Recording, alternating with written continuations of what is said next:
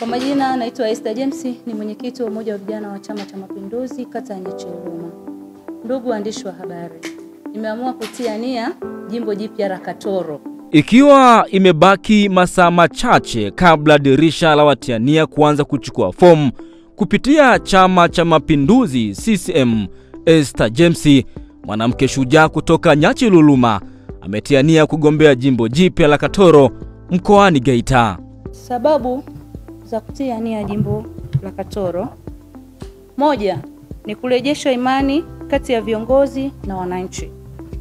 Kwa muda mrefu kumekuwa na pengo la mawasiliano na mahusiano kati ya uongozi na wananchi wa Katoro wakati likiwa jimbo moja la Busanda.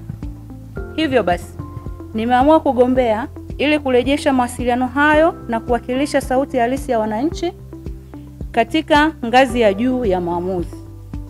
Naamini uongozi wa kweli huanza na kusikiliza. La pili, kuimarisha uwajibikaji na ufuatiliaji wa miradi ya maendeleo. Kuna miradi ambayo haijatekelezwa kikamilifu na imesimamiwa kwa dhati, japo rais wetu ameleta miradi mingi wakati huo likiwa jimbo moja la Busanda. Nina dhamira ya dhati ya kuhakikisha kila mradi wa maendeleo unatekelezwa kwa uwazi, kwa wakati na kwa manufaa ya wananchi wote bila kubagua. La tatu, ni kutoa fursa kwa wanawake na vijana. Nataka kuwa sauti ya vijana na wanawake ambao kwa muda mrefu wamekuwa wakisahaulika katika nafasi za maendeleo mbalimbali.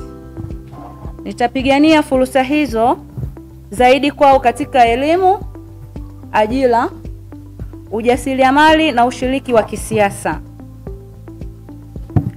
La nne, kuleta siasa zinazojenga. Kwa muda mrefu kabla jimbo hili halijagawanywa, kumekuwa na siasa za mahusiano yasiyo mazuri kati ya jamii na mwakilishi wa wananchi. Hivyo basi, nimeona kuna muda mwafaka wa mimi kuwa sehemu ya kuyaondoa hayo.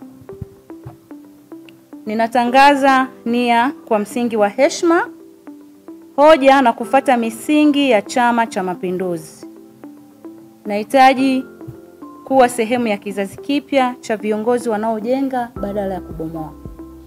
Hiyo ndio nia yangu ya dhati kabisa, na ndio nia yangu na ndio dhamira yangu ya dhati kwa jimbo la Katoro.